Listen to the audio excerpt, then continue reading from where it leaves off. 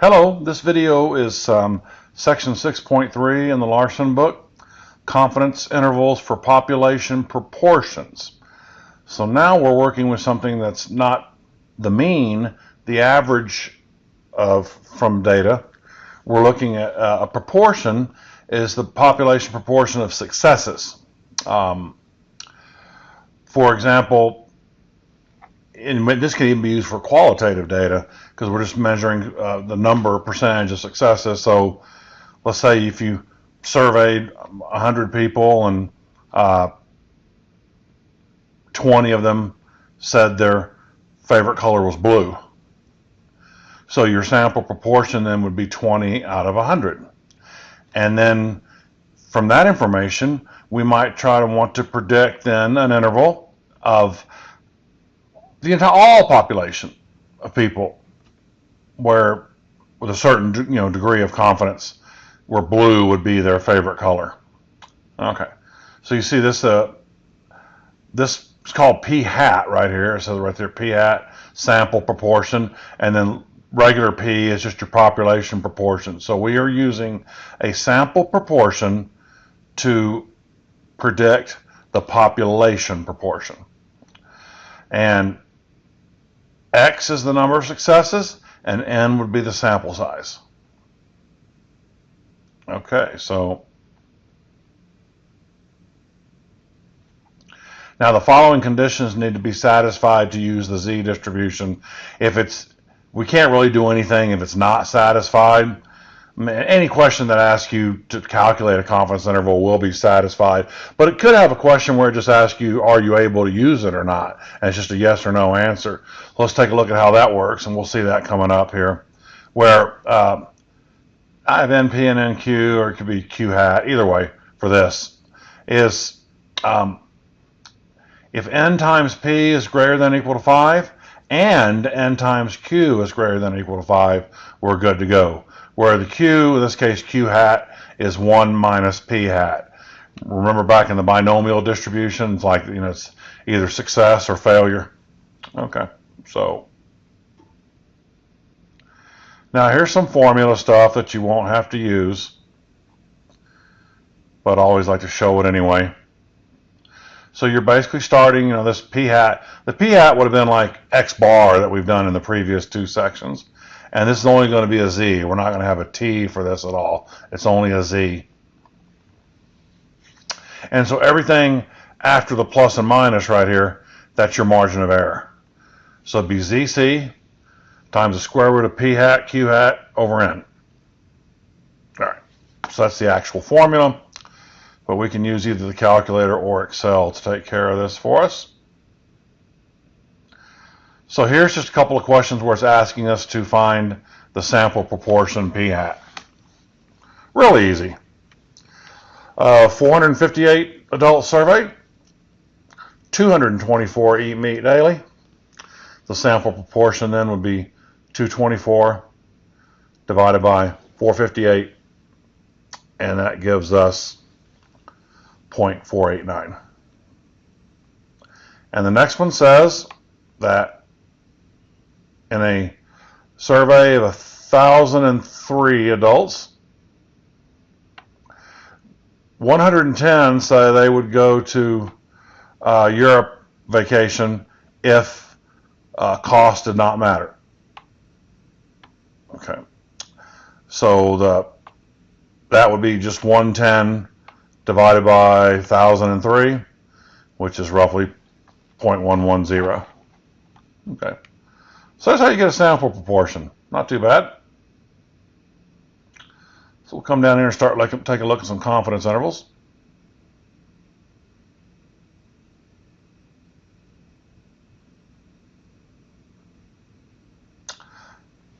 And let's see. So in this example 3, a sample of 500 nursing applications included 60 from men. Find the 90% confidence interval of the true proportion of men who applied to the program. All right, so let's take a look at this. We'll do the calculator first. and we stat test. Scroll down. Number 7, we've already used Z interval. And last section was T interval. We've used both of those. So we need to scroll down a little farther. That's it right there. It's the one prop Z interval. You see I kind of had it highlighted right there. There's one prop Z interval. And all you do is put in the X. Put in the N. Confidence level is 90. 0.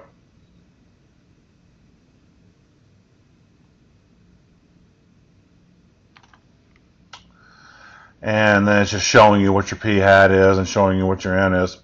But there's the interval right there at the top, 0.0961 to 0.1439. So what we're saying is we're 90% confident that out of all nursing applications, we have a 90% chance that the proportion, or you can express this as percentages, of men would be between 9.6% and 14.4%. And there we go. That's not too bad. Let's take a look at Excel. I already have the Excel file open for us. Get rid of that page. Oh, here we go. Now down here at the bottom, tab, proportions. That's what we want.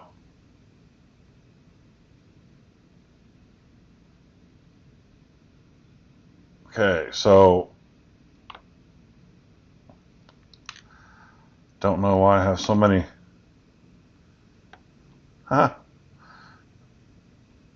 Blank lines there.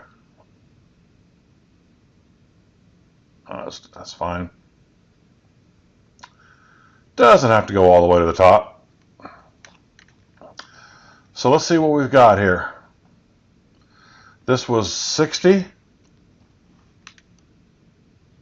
and 500. Confidence level 0.90. And I just had it put a few other things down there, just showing you the P hat and the Q hat, and then the critical value, which would be used in the calculation, of course. And here's the margin of error. But then right there at the bottom, that's the interval. Same answer. Right there it is in yellow.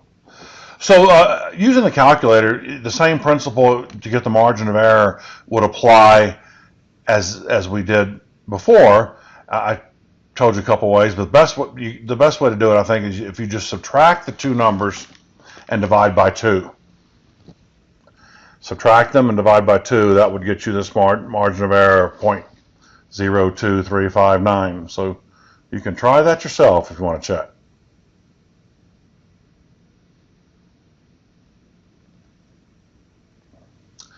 Of 80 adults selected randomly from one town, 66 have health insurance. Find the 90% confidence interval for the true proportion of all adults in the town who have health insurance. Okay. Calculator. Here we go. Okay. Stat test one prop Z interval.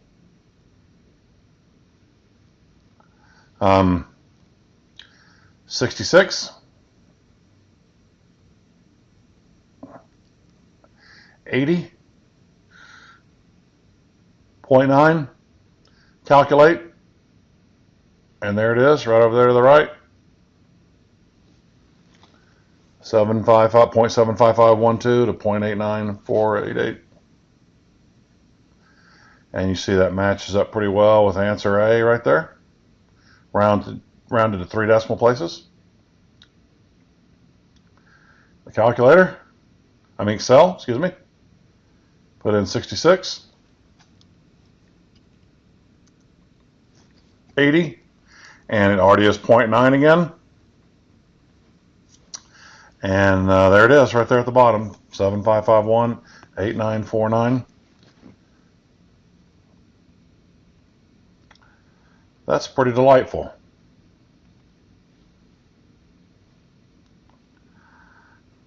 Yeah, there it is all highlighted. Well, these are fun.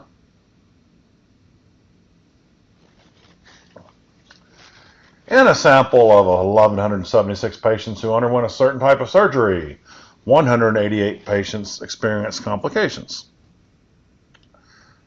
Find the 99% confidence interval for the proportion of all those undergoing this surgery who experience complications. All right, calculator.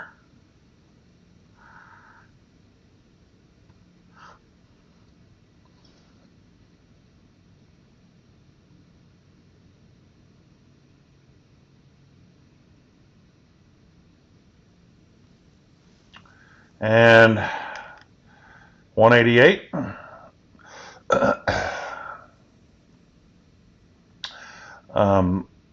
1176 is your sample size. 0.99. Calculate. There it is. Move this over if I can. Come here.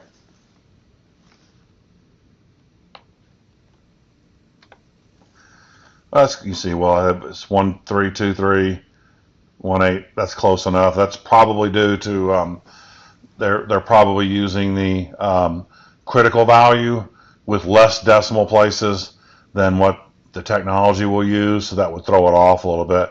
But you can see it's not. You'd still get the right answer because the only one that's close. But that'd be my guess, is because this answer is based if you were just maybe only using 3 decimals for your critical value, and technology is using more. Now I know this one shows it as 4 right here, but I think I formatted that column to only show 4 decimal places in the spreadsheet. I don't think we'll ever need more than 4. But anyway, point being is it's still using more even that we don't see of the 2.5758 to make this calculation. So for that, I'm guessing that this answer is probably based on just using like 2.576 or something like that. So there is no need to panic about that. You do not have to freak out and go, oh no, it's not the right answer. 6.99. There it is, 1323, 1874.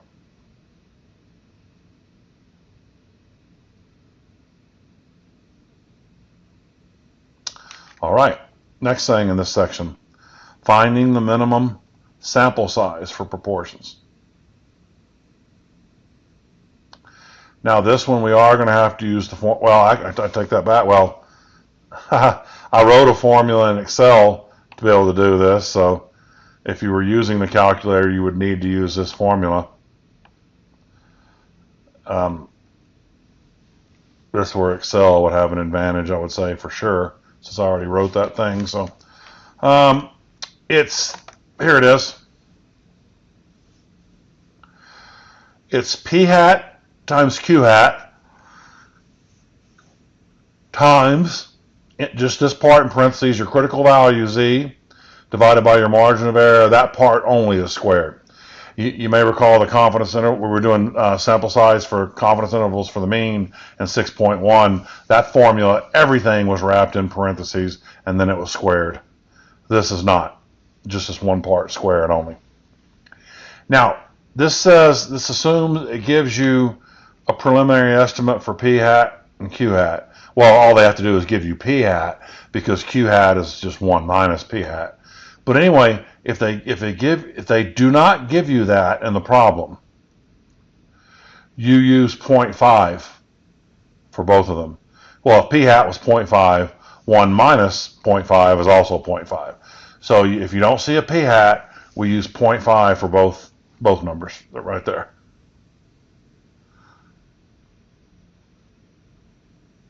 So it's the same formula, but you just have to pay attention to whether the p-hat's given or not.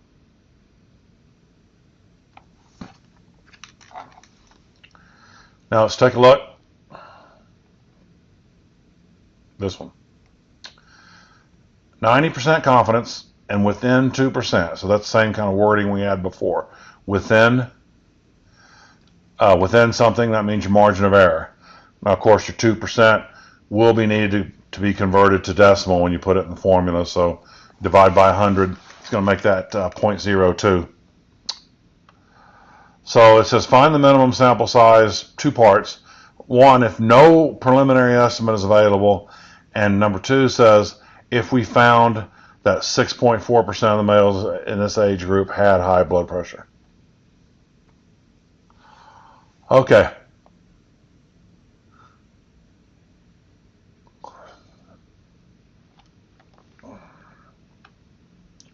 So if you're using the calculator, you're going to have to get this ZC value here, which is the way we would have done this before. You do 1 plus the confidence level divided by 2. All right, so that's under second bars, and you get distribution, inverse norm. So I'm going to put 1 plus 0.9.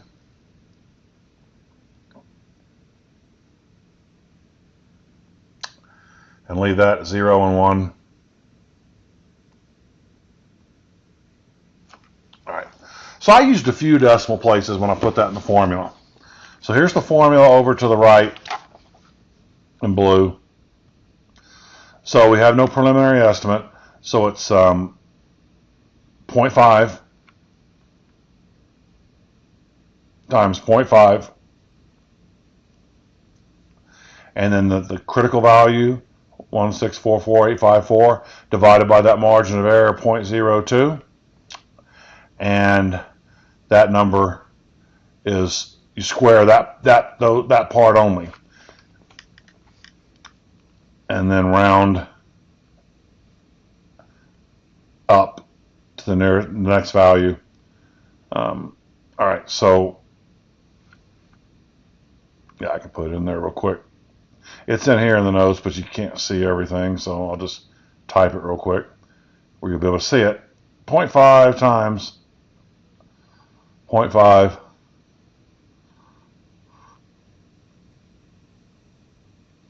1.64484.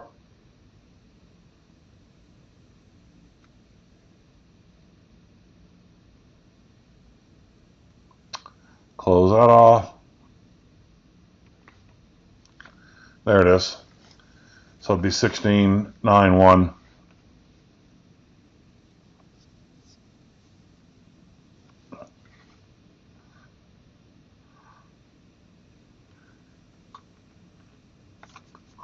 In Excel. So it's on that same proportions tab, but you can see it's just right there below the confidence intervals. So it's right here. Margin of error was 0.02. I believe it was 90%. Okay, this one's already easy. Yeah, all you have to do is enter in the p-hat. It'll calculate the q-hat for you. You see, I got a formula for it right over there. Yeah, and I made a note right here. Use 0.5 otherwise, and there it is. So you do round up. Should probably go back and mention that in the notes, just like we did before. All right, so there it is, and this takes care of it for you. It rounds it up. All right.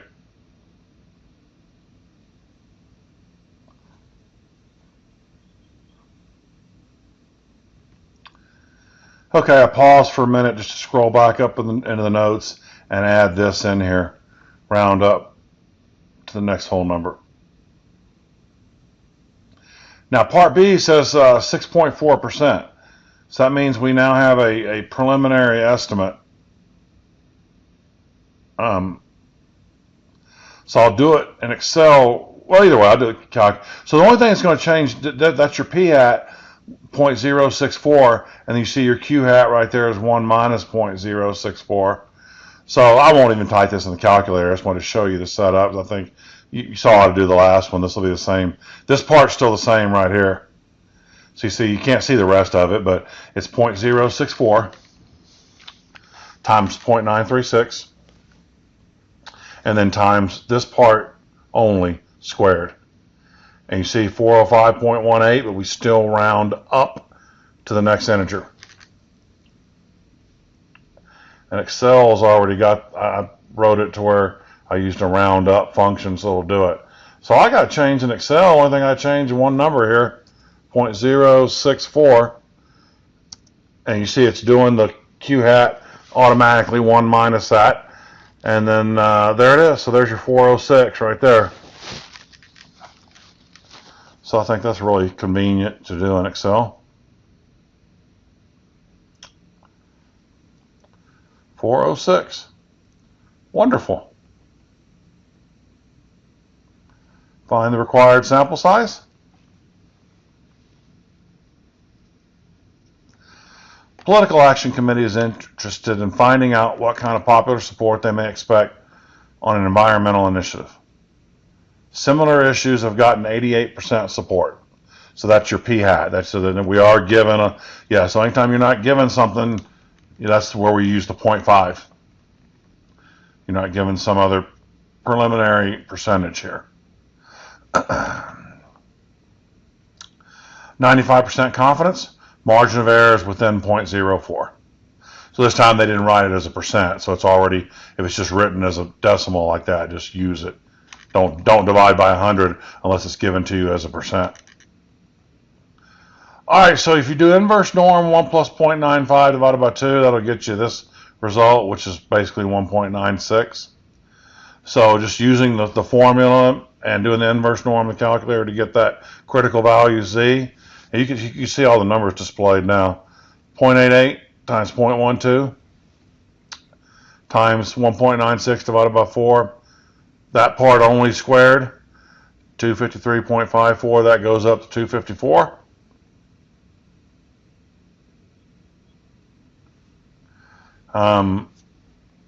Excel, just put in 0.04, put in 0.95, put in 0.88, and the rest of it will do the work for you and get you 254. And of course, we'll see this in the homework in a minute, but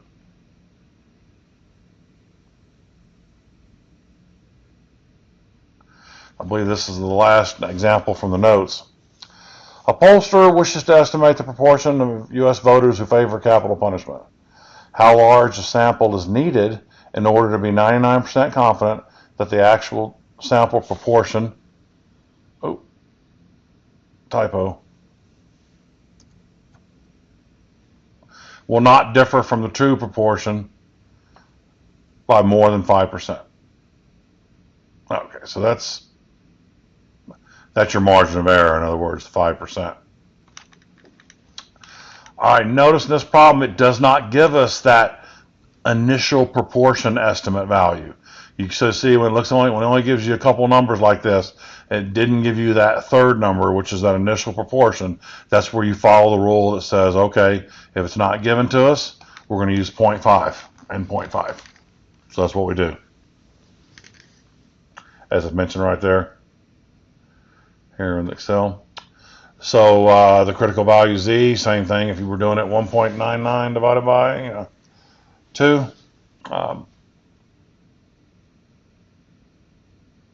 and I just used a few decimal places, 2.57583. 0.5. ZC divided by E, that part only squared. Multiply that, and you see right there, then we get 60. 63.49. We round up to 664. So in Excel, we put 0.05, 0.99, and 0.5 is our preliminary, because we have no preliminary estimate. And there it is, 664. So that takes care of the lecture portion of this video, and now let me get the homework set up. And here we are in the 6.3 homework. So I haven't really pre-selected which ones I want to do, but some I usually skip the beginning ones. Okay, that's just calculating p hat, easy. Oh, okay. This one again, similar way you would do it, the way you would do it for mean. It's only asking. I was asking the margin of error first. If you subtract these two numbers and divide by 2, that'll get you the margin of error. I might as well just do it real quick.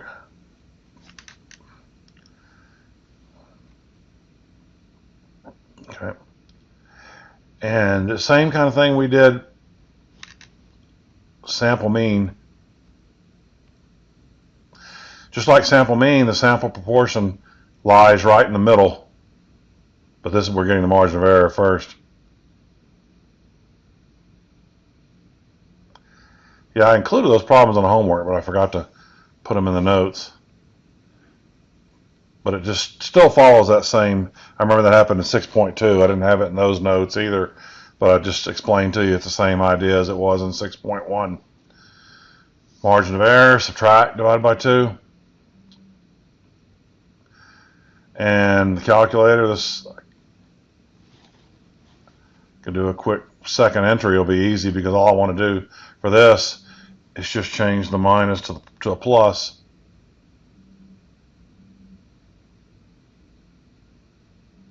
Like so. So 0.627 would be the sample proportion. Because whether it's sample proportion or sample mean in a confidence interval, that value always lies in the middle. So it's always going to be adding those together and dividing by 2. So, all right. Oh, okay. Here's a confidence interval problem. So we'll tackle this one, and we'll make sure we do sample size also. Do maybe a couple of these, a couple sample size. 68 adults, 1481, so they started paying bills online in the last year. Construct a 99% confidence interval for the population proportion. All right, so we'll do calculator first. I'll do both methods.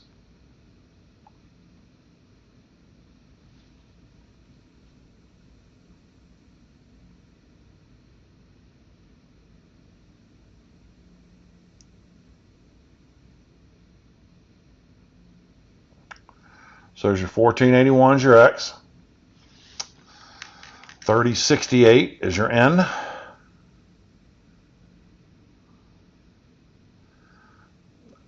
Confidence level. Calculate. And there it is at the top. We'll see what it wants. It looks like it wants 3 decimal places. So 4594, that's going to be 459.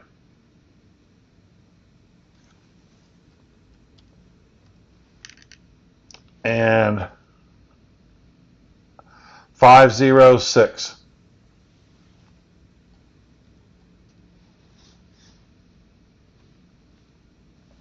Good job.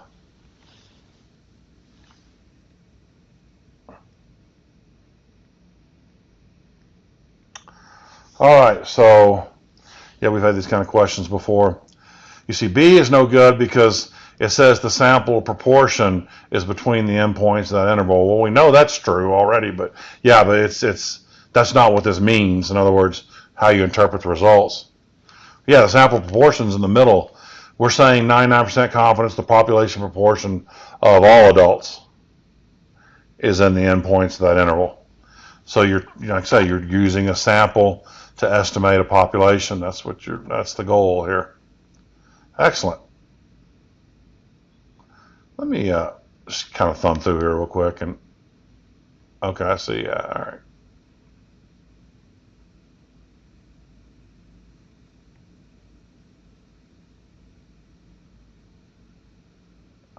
Yeah, the NP hat, NQ hat have to be greater than or equal to 5. Yes, because it might not be normally distributed, so it should be B.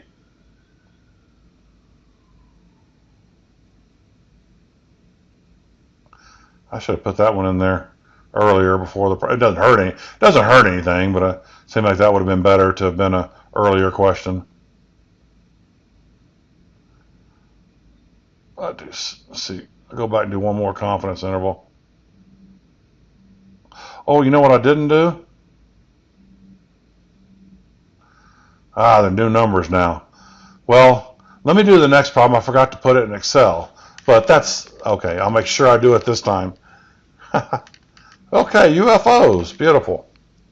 Or you know what? I think I'll just do this one in Excel only. You saw the last one done with a calculator.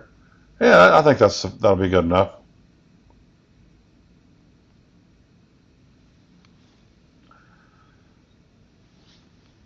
I think you saw me do enough of the using both, in the notes that you should be in excellent shape here. Alrighty, 743 out of 2314.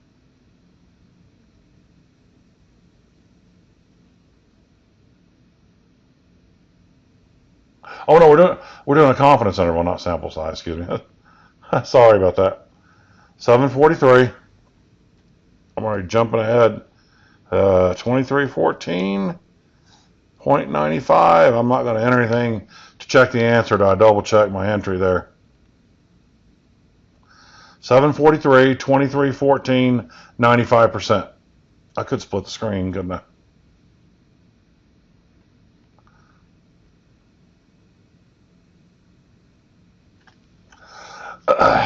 Okay, so 3 decimals, so they're there at the bottom. I like 0.302.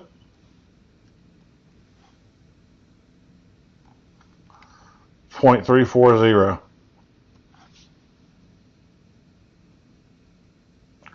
Fantastic.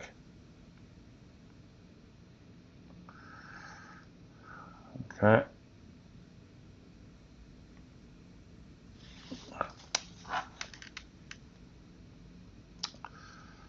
All right, here we go. So you see kind of how these answers are. You kind of see.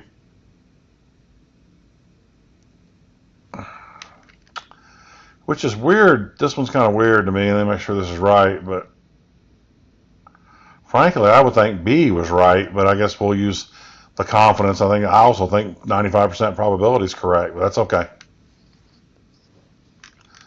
The confidence is also correct.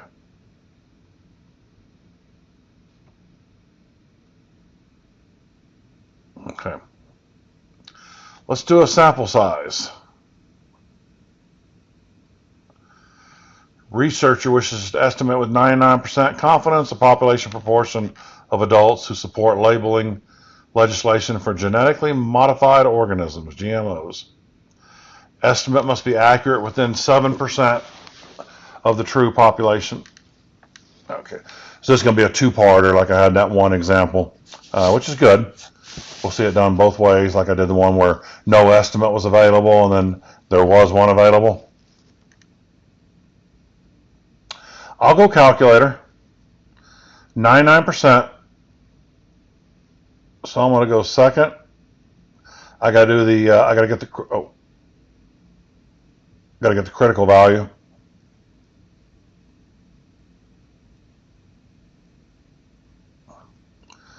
One plus 99. Should be able to insert a little 9 right in there. There we go.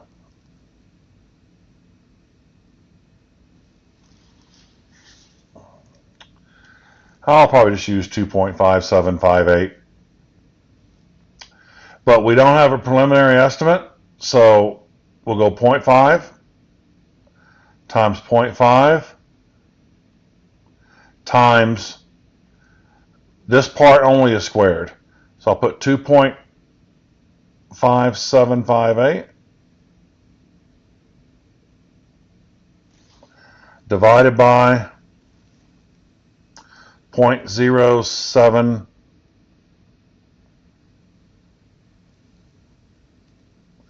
squared. Round up. I'll try my 339. Beautiful. But I'll put it in Excel also.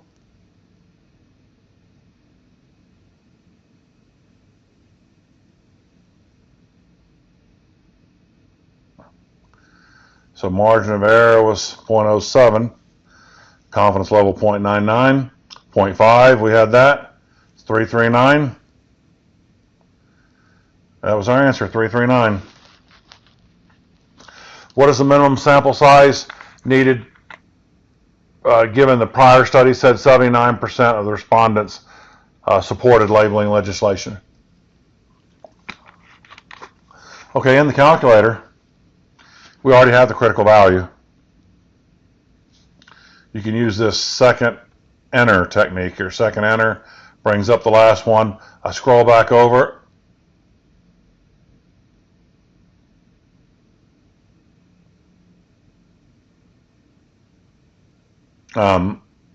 Seven, then I'm going to insert a 9.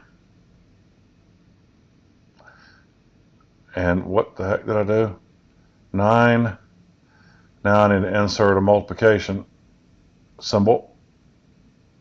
Now, you don't have to do this in your head, obviously. You can even put 1 minus 0.79 right here if you want to.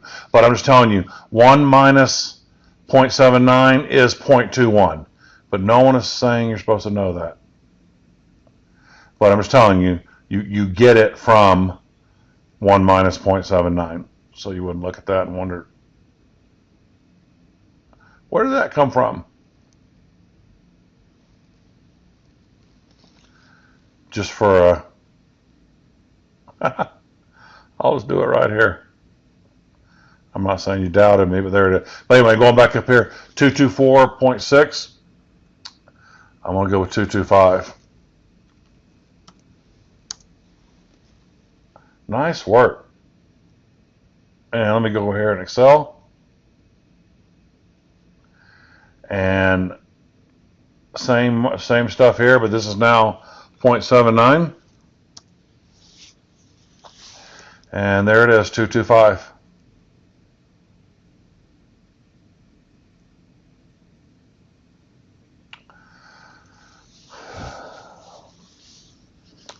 Having, okay. Yeah, if you have an estimate, and that's been, I didn't mention that before, but I'm glad I just wanted to mention that, especially since they're asking it here.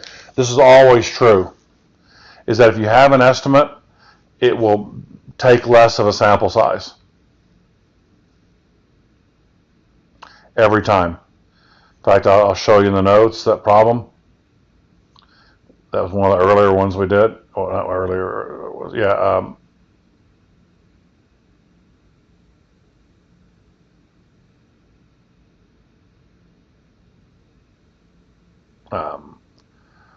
You see, this was 1691 with no sample size. No preliminary estimate. And then it was 406 when we had that preliminary percentage.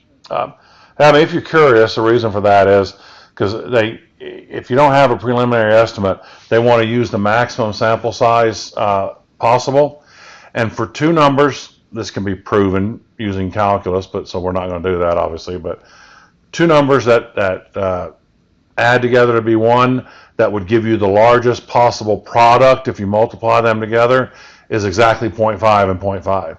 So that's why it's giving the maximum possible sample size estimate if you don't have a preliminary estimate. So that's why that answer would in the homework here is always, at part C, it would always be what I have right there every time.